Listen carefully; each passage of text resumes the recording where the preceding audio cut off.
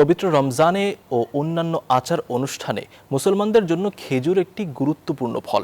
শুধু মুসলিম সংখ্যাগরিষ্ঠ দেশ নয়, বিশ্বের সকল দেশেই এর কদর অনেক।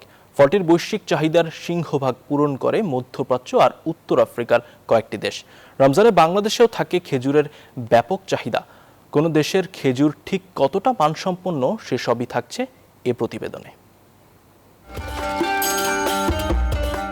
পুষ্টিগুণে ভরপুর সুস্বাদু কোনো ফলের নাম বলতে গেলে প্রথমেই মনে আসবে খেজুরের কথা।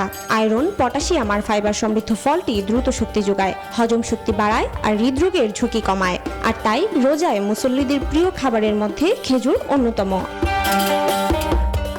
জাতিসংঘের কৃষি সংস্থার মতে প্রতি বছর বিশ্বে প্রায় ৯৫ লাখ টনের বেশি খেজুর উৎপাদিত হয়, যার সিংহভাগ উৎপাদন করে নীল নদের দেশ মিশর।